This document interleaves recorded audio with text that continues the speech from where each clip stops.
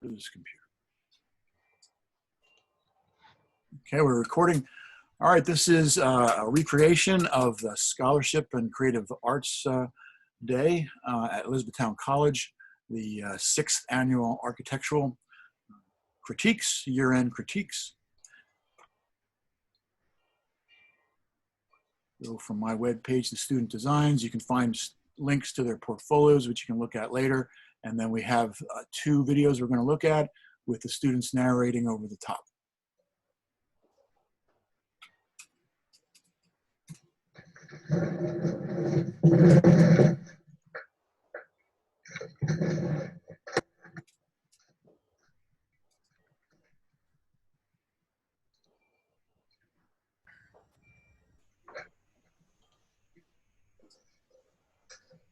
Hello everyone, my name is Joseph Wunderlich, and today I'm going to be showing you around the Art 371 senior projects.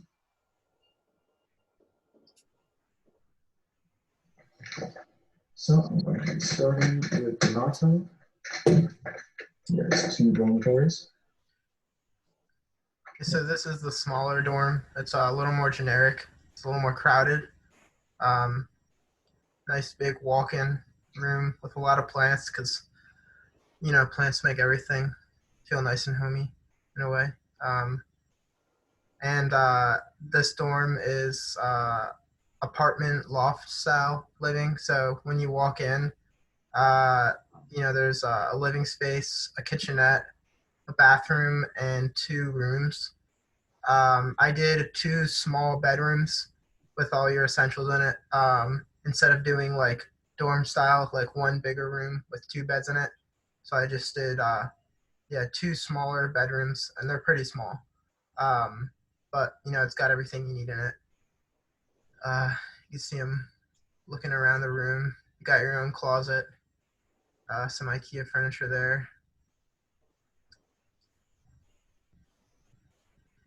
It's the kitchenette. He's walking back out to the main hallway. I kind of did like the lobby, as you could see, it's kind of like stepped down into it. I always like that feel, kind of like you're walking into the space. Looks like he's on the 2nd floor now, and he's looking around the rooms again. They're all very similar. So I guess some of the spacing in some of them are a little different. Of course, there's a plant in every room as well. And this dorm is handicap accessible as well with the elevator going, starting at the ground floor and going up. This is the 2nd dorm building, a little more futuristic looking, not really in Etown's, I guess, architectural style. Maybe like more of an urban setting. This one's got balconies on it. And I kind of like added that yellow in there just to like add the extra pop of the balconies. It's, I don't know, like when you're looking at this dorm compared to the other, it seems like a little more vibrant. And you know, of course, gotta add the plants on every balcony. Plants add life. So yeah, you walk in, really open space, bunch of chairs, you know, everyone can gather around on the 1st floor, the ground floor. And once again, I did apartment loft style housing. This dorm has 3 bedrooms each. The bedrooms are a little bigger than the last dorm, but still pretty tight. Every dorm room's got its own closet and essentials. 1 bathroom per loft, as you can see there. Yeah, he's going back out into the hallway now. He's going to the 2nd floor. And for both of these dorms, I did a room on the 2nd floor that has washers and dryers. So it's kind of like community washer and dryer. All the dorms or the apartments are pretty similar.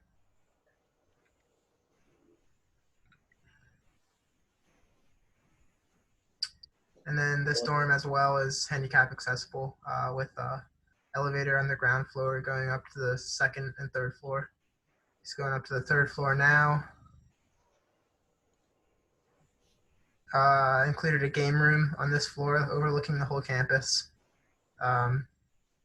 Ping pong and pool. Nice open space. Get a lot of natural light in there. All right. And yeah, that's it. Thank you very much. Moldy's senior project.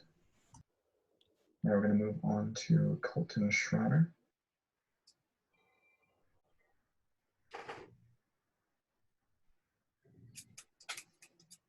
These aren't actually senior projects, but they're some of the students are seniors. Couple, mostly not. Joseph is TA. Okay, so as you can see on the exterior of my building, it's got some brick to match the vernacular of the rest of the school. And then it has some other just like wood siding just to kind of like set it apart. As you can see, there's many balconies for like pretty much each room. Kind of going on the outside. Outside is completed right now, so the one thing I'm unable to show you is the small lobby in here, which is just some seating and recycling bin on the inside as well as the outside. I decided to add like a little pergola type area just kind of to sit, just to add some outdoor living additional to the balconies. Moving on now to Zachary. Zach, are you there, Zach? Yep. Oh, okay. My two ideas for mine. The first one, I believe, is going to be the apartment style housing. I decided to put on by the brown lot on the campus. I decided to use this lot because it is a very open space, and I believe that if we can shuffle parking around, all the students on campus can park by their dorms. So I decided to do this one as an apartment style. There's 3 rooms in each side with a room in between each of the sides.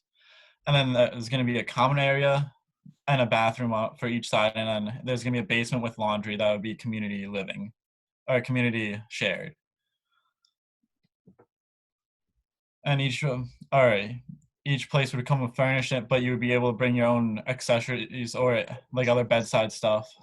But mostly it would just be IKEA or whatever the school would use. And then for my other building, I believe this would be an off-campus or an on-campus housing, but more like the SDLCs that you could get for architecture or engineer majors, because this would be on the brown lot, which is right by the engineering building. And it would be a good space where all the engineers and architects would have a nice area to do whatever the projects they have, with a big being on the windows and having views for inspirations. And then there'd be two different sides to this house that each would have a bathroom on each side and 3 rooms for each side with their own private laundry room. All right, so this next project is mine. I wanted to do a project based actually closer to my own home here in Maryland. And with this is actually a location in Maryland called the Springfield Mental Hospital. It is a hospital that's been around since the late 1800s, but in recent years, most of the buildings are currently sitting on the campus abandoned. One of my hopes with this complex here in particular was in order to revamp it and make it into a apartment style or maybe a hotel style living space. I was probably thinking more of the hotel, where other buildings in the area, I was thinking more of an apartment style. This was really my first major project with Revit, so I was not fully sure on how to do the interior.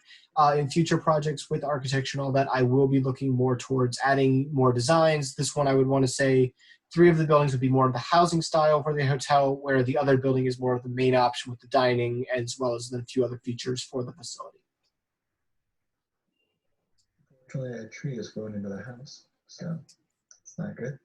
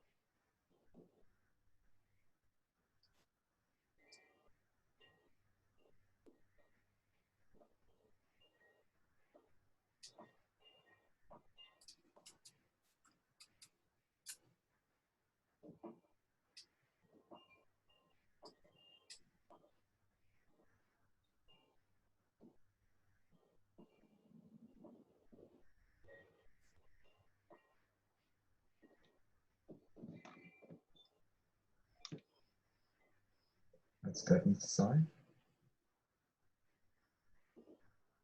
Now moving on to Alec. Alec, are you here yet? I am here. Oh, good. Go ahead. Say Sadly, what this Alex, was, and then we have more with computer was you not later. able to- All right. The goal for this building was in the future to become a little community center cafe for the middle of a neighborhood complex that would be based in Miami. It has a green roof that has plants and grass on the top of it, along with a steel frame. And basically the goal of it was to be an open air, big glass sliding doors in the front to let natural light in and people can see out over the environment and the neighborhood. And it would pretty much just be a gathering place for the community to come together and socialize and talk about what's going on a day-to-day basis. So yeah, that was the goal of this little pop-up community center. Now we're on to Hugh Bromley's. Hugh? You there, Hugh? Yeah, I'm here. This is my first attempt at a whole building in Revit. What I did was a proposed Cedar Hill housing. I couldn't really get the real hang of Revit, but yeah, you can see that the doors are the wrong way. But I think I learned a lot about using Revit, and I definitely have a lot of need a lot more experience before I get better at it. You have 2 more years, right? So with that, Yeah, I do have 2 more years. senior projects for art 371. Thanks for watching.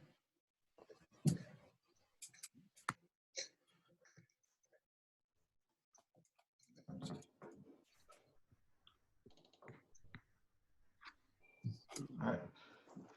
Now I'm going to share my screen.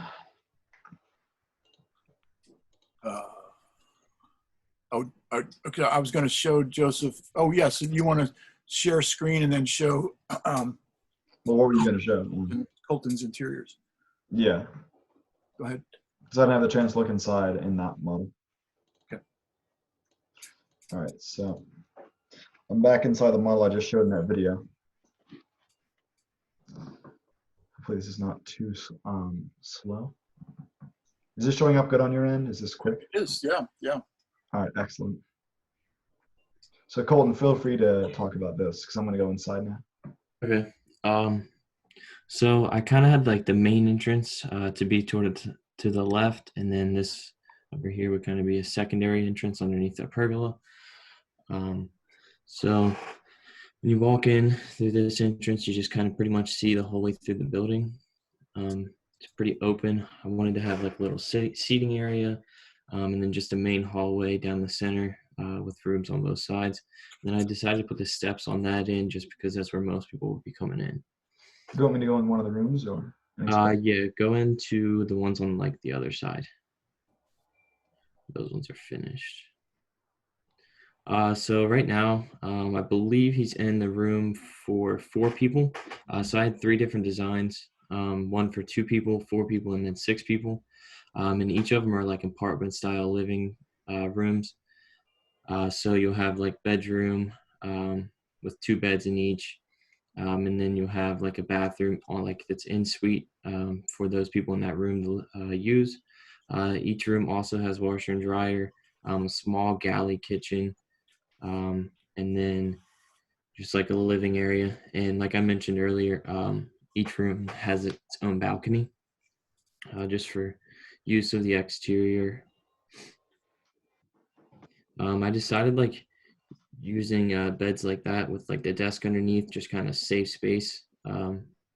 Obviously rooms aren't very big at college, so I was trying to just maximize the space.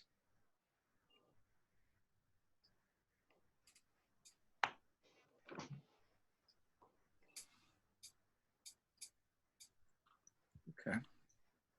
Like as he goes upstairs, so the same thing. The rooms are pretty much the same. I have a big open area that could be like a little common sitting area or maybe possibly a game room. I didn't really make any choices on that. And then just a long hallway from the beginning to the end, just to like keep things very streamline and everything like that.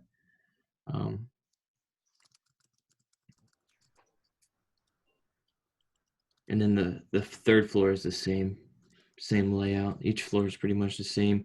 The room sizes are pretty much the same on each floor. Each floor has, I want to say, 4 2-person and then 2 of each, the 4-person and 6-person rooms.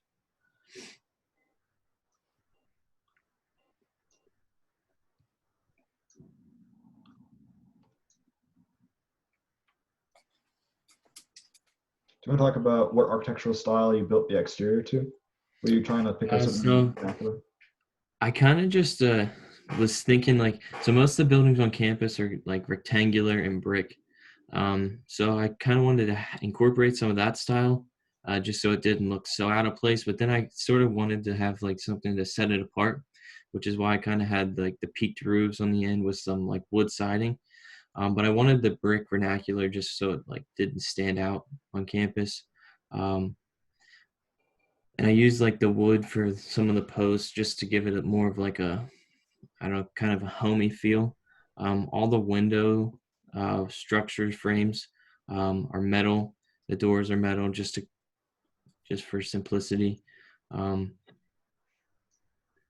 But the pergola, I think, was just like an extra piece just to add just for a sitting area and everything. I did include bike racks because, some people have bikes on campus and I wanted them to be available. Nice. All right, Joseph, I'll grab the screen back and then we'll play your video. And I feel welcome to talk over top of that again. I mean, in the spaces. So this is this.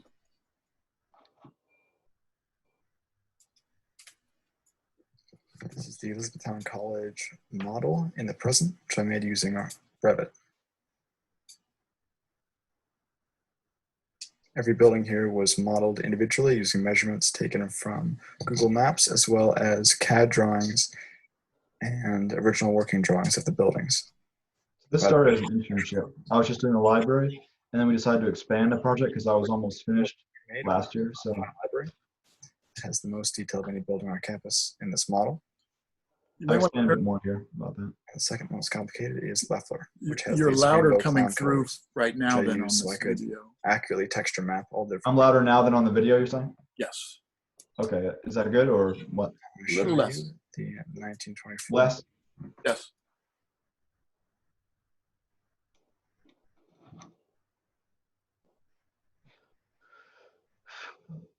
A little bit more low key. Yeah, there wasn't much to the 1920 model, or 1924. Hall.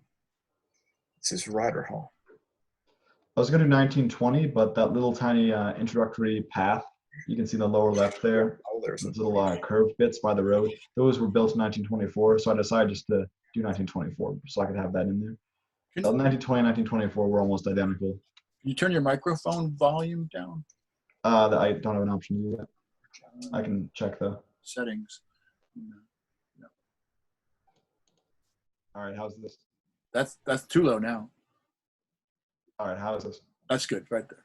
Okay. So this was imported. I had used a third-party program called SimLab. The interior, and behind it you can see the academic quads.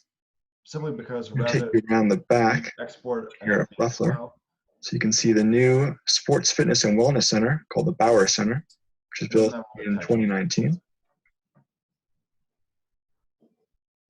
Yeah, it was sort of a multi-step process. It was the Master Center of Engineering.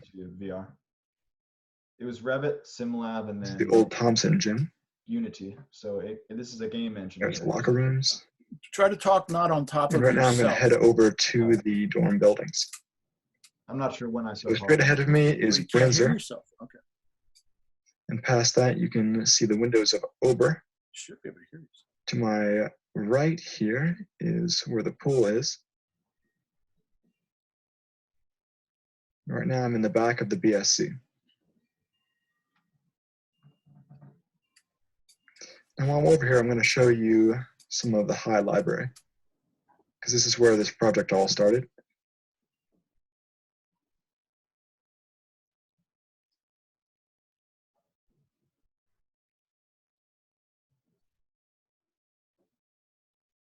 I'll take you up the steps here.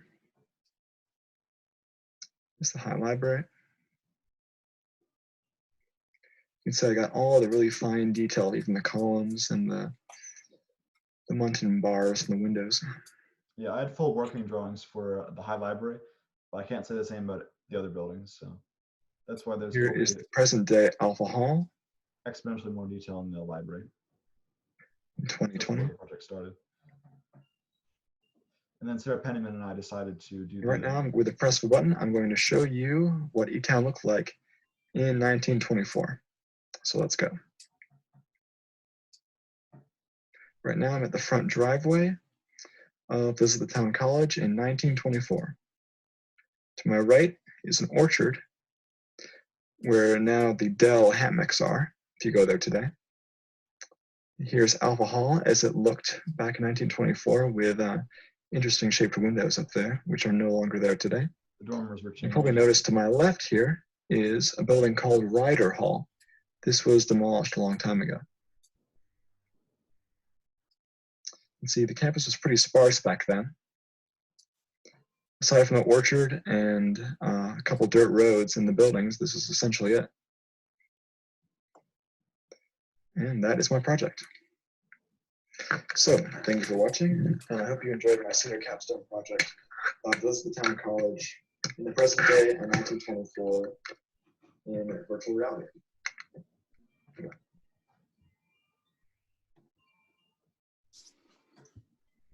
Okay, and now Joseph, do you want to share screen and walk through in Revit, the library, and then maybe show your lighting design of the idea space and of the cafe, because you were asked questions about those. Yeah. Okay. And then we'll do Colton. We already did Colton's walkthrough. Then Alec, we'll be right after this. You can. Sounds good. Okay.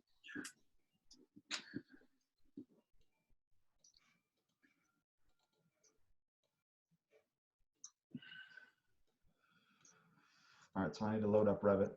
In the meantime, I will show a little bit about my final project of the campus.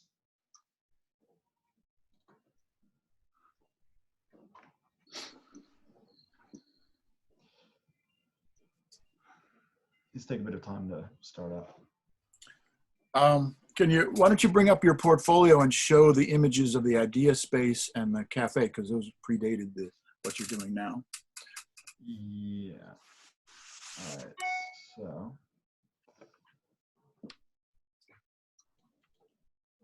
Your online portfolio, you go in here, I guess. So these were the earliest renders I did of the High Library Cafe. This is a much earlier project.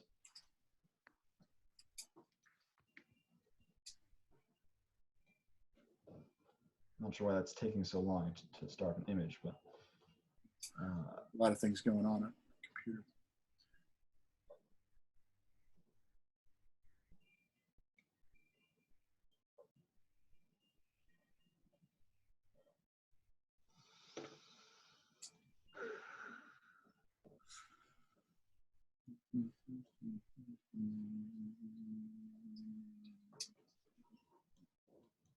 all right, here we go.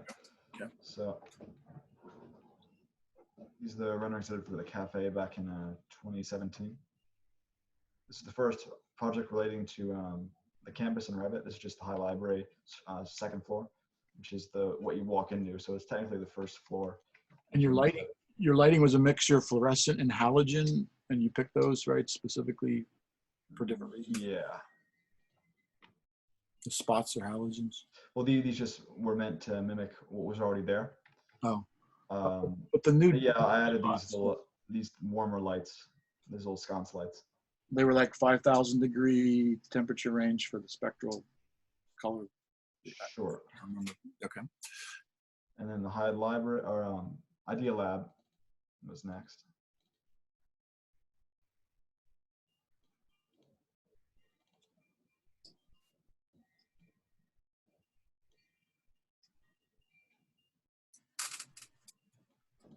So this is also on the second floor, but like to the right, or excuse me, to the left of where the where the cafe was, excuse me. So that's this. This got implemented. The change was in these track lights, and we did like a cost benefit analysis of how much it would cost to install them, and it ended up getting done, I think, by someone at Etown, by the facilities. Yeah, it did. Okay, is Revit ready to go yet? Yeah, that might take a couple minutes. Still, okay. These are massive files. These are like 10 gigabytes each. Let's see, I could pause, I think. Don't pause it yet. Okay. Anything else you want to talk about, the details of Revit or Lumion? What the other software you use? Mention some of the other software that you use. Pretty much just Revit, which is also made by Autodesk and used with AutoCAD. I used CAD draw. You can drop PDFs into Revit, which is great, and then just draw the walls, and it's all done for you pretty quick, rather than extruding it in AutoCAD. To get your virtual reality to work, though? That was a whole bunch of extra steps. I needed SimLab Composer, which is a third-party program. You had to export a DWFX from Revit into that, export FBX out of that into Unity, so it has all the textures mapped properly, or else it will just be a nightmare trying to get everything to function properly. And once it's in Unity, you have to add separate collisions for all the walls and things, or else you'll just fall through, which is what happened with Colton's model originally. That's why I had to. Can you describe collisions and what Unity is and what a collision is? Yeah, well, like I said, Unity is a game engine. Okay. But it also has, you can use it as a way to show people around what a finished model will look like in the computer before it's made. For instance, if you want to do a renovation or change a paint color, you can do that. Okay. Okay. And so this is my library, yeah. Yeah. Okay.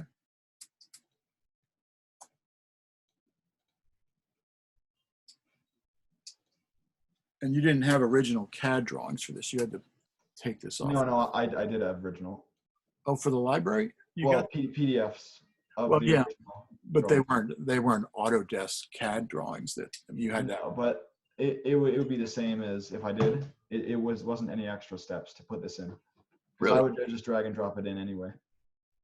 Huh. Okay. Like this. And these walls and windows are separate objects.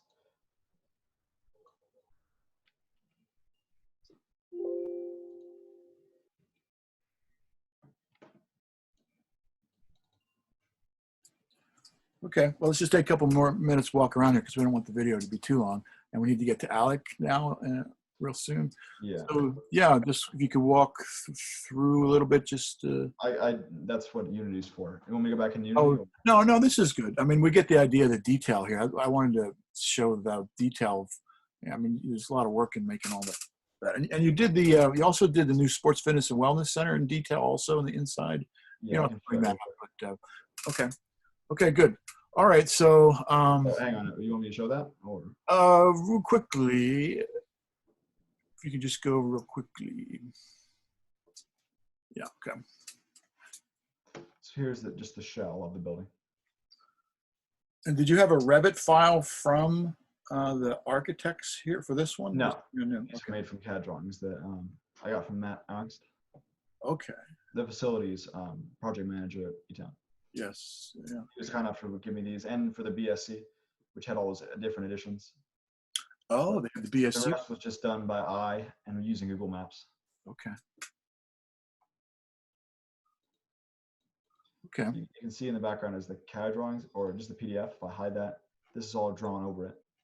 Yeah, so that's what I was getting at. I mean, when you dump the PDF in there, you have to trace over everything to actually get it in there. Yeah, but that's fairly easy to do. And once that's done, all I have to do is just align things properly, and then the whole thing's probably, you can have it get done in maybe 2 hours at most. Wow, that's pretty fast. It's still a lot more work than if you had the actual digital drawings from the architect. But if I did, it would probably be the same amount of time because I'd have to trace it again as well. You would, okay. Even if they it would were only be maybe faster by like 10 or 20 minutes. Well, okay. Because I'm just tracing over all I'm doing is tracing over lines. So whether it's PDF or CAD drawing, it's the same amount of time. That seems very fast, but good. Okay. I mean, I've seen you. You can go real fast. Okay. Okay, good. So now let's go to Alec. So I'm gonna make Alec a co-host here, and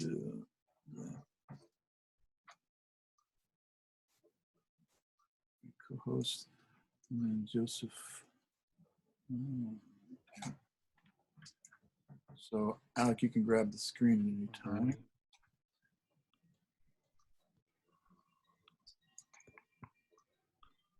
Okay. All right. So basically, my idea behind this was when you go to a borough meeting or a development meeting within a town, the developer brings their proposed idea for the project to the board and the town planner, the head of planning. For example, in Etown, it's Kyle Kopko. So the developer would bring this in and present it to whatever community members would want to attend and the board. And then it would either get approved or it would get disapproved for construction or completion. So for mine, I did the Cedar Hill Housing Development Plan. You want to start off with your project goals. So for this project, the main thing would be to preserve historic land under the borough guidelines. Whatever is trusted, you would want to keep and not touch. The purpose of this building is to create a housing community for college students to live, learn, and work within the campus community. It's going to be compiled of very modern contemporary architecture while still having the feel of the buildings that are originating and still sit on the campus. You want to have it modern, but yet still look to where it sits and fits into the campus environment. Where the site is, it's going to currently sit on a flat grass area. The only thing is there's some low points where water gathers, but that would be able to be fixed by when excavation in the beginning stages of construction. They would level that out, and you would have a chart for all of the topography of the land and stuff. And for the floor plan, it consists of 50 units with suite style housing, and then all the amenities will be the same throughout each unit. So they won't be like, what this unit will be a certain floor plan and the one down the hall will be different. They'll all be the same style. So the critical components to development in any project are, well, the first thing is obviously funding. If you don't have the funding, you can't go through with to begin construction. And you see it in some projects where the funding fell through and you have half of the building standing and there's nothing else there. So, but the biggest thing is to make sure you have all the funding in place to begin construction. You want to develop a project team. I'll go through the different parts of what's on a project team later in the presentation. You want to have your strategies to make sure you have your project completed on time. Late construction or prolonged construction can just create more costs for the builder and everything. Just you want to have it done on time. And you want to have your duties and responsibilities assigned to each member of the team. So the project manager, project owner, everybody has their assigned duties. And you want to establish the hierarchy in the system so everybody knows their place and who reports to who. And then in the end, having team goals is obviously important. So in a typical project team, you have your project manager. They're mostly responsible for the planning and overseeing of the project, ensure they are completed in a timely fashion and within budget. Managers plan and designate project resources, prepare budgets, monitor progress, and keep stakeholders informed the entire way. And this is all done within the confines of a company's goals. Then you have your project sponsor, which is responsible for initiating, ensuring, approving, and establishing a series of key aspects in relation to the project, which can be summed up under categories of vision, governance, and value benefits realization. And then the project owner, he's like kind of the head honcho of the project. They will assist the project manager providing leadership towards the completion of project tasks and sometimes even maintain a portion of the project plan. And your construction lead is going to be the head of the construction company that's taking care of building the project that you're going for. So yeah, you can read that. In every development plan, there's usually a scope statement, which kind of outlines the work that's going to be done within the project. So here I just created kind of a little template-ish to show what basically a simple scope statement would be. You have the name of the client, the project, where it's located, all of this, the contact person that's in charge of like the project owner who you would contact for the project. They have their information, a little description of what's going on, how you selected the architect. In my example, I said we would just use the architect that the college has worked with, just because they have all the buildings, drawings, and they know the kind of the layout of the campus. So kind of make it easier to go about maybe speeding up the work and getting it put together faster. And then it's just a little timeline, and then you have your approval requirements and any other additional requirements that go along with the project. So yeah, that's just a little example of what a scope statement would be. And then we have our construction schedule. This isn't like super detailed to where like a real construction schedule would be, but it kind of just outlines the different parts of the construction, where you start with your contract writing and signing, securing the financing, obtaining your permits, doing the site work, which would be leveling, excavation, anything to get the site ready for building. And then you have your foundation construction, you build a building frame, you do all your plumbing, electrical, all that stuff, and then you would start installing the drywall, building the building, installing the fixtures, the roof, and then you would have your inspection. And then finally, if it's approved, students or people would be able to move into the finished building. And with any unit or apartment housing complex, there's always a contingency plan that goes along with that. Here would just be like the outline front table and the table of contents of what would be included. It has your facilities and anything with emergency response, local authorities, amenities, just everything that goes along with the contract of living in a housing complex would be included in the contingency plan. It would give you information on all of that. And then the benefits of the project. I thought when this project would be completed, we'll obviously have new walkways. There'll be wanted to put in a bike path, and then a common area in the center for students to gather that all live in the same, or other students from other housing complexes come up and enjoy the area.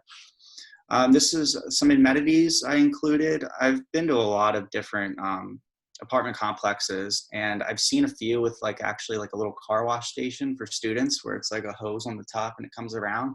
So I figured I would include that. And then a lot of them have open garden areas where residents are allowed to plant their own fruits and vegetables. So I figured that wouldn't be bad. Students could have some fresh produce if they wanted.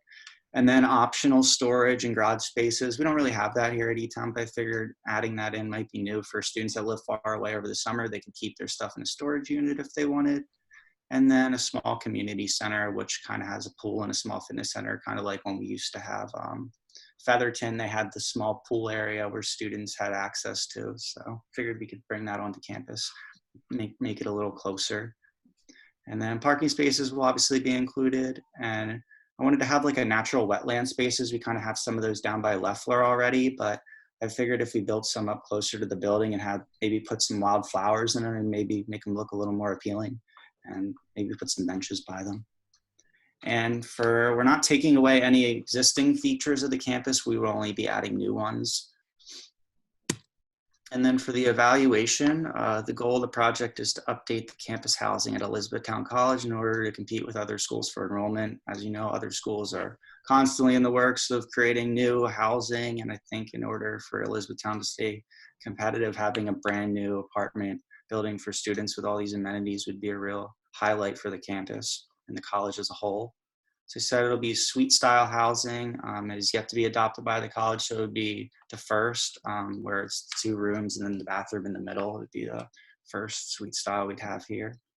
And as I'll show you where the construction is going to be, but it would be out of the way of students' day-to-day schedule. I know some days the Bauer Center construction was a little hectic with students getting in and out of the parking lots and stuff. So this one will be out of the way, and the project timeline is a little less than a year. So for the site, if you kind of know where in relation to the campus, this is the original Cedar where you drive in now, but they wanted to propose down here that this would become the new road. So I figured if that became a new entrance into the campus and it connected to this road, you could have it come, and the apartment building would be built kind of on this little grass area up here. It'd have to be leveled and stuff. There's a few low spots in it, but it's a good area. It's kind of elevated, so you wouldn't have much flooding down there. And then it overlooks kind of the practice soccer field. You have the softball field here, and it's raised, and you have obviously the parking lot would be expanded, but there's a lot over here. There's easy access from Campus Road. So it's kind of in a newer section of campus where not a lot of stuff is, but I feel like it would fit nicely up there, and it still is connected within the campus. So yeah, that was the plan for development of the Cedar Hill housing complex. So, yeah. Okay. And that's everything. Okay, good. All right, I think we should wrap up the video here. So I'm going to end the video.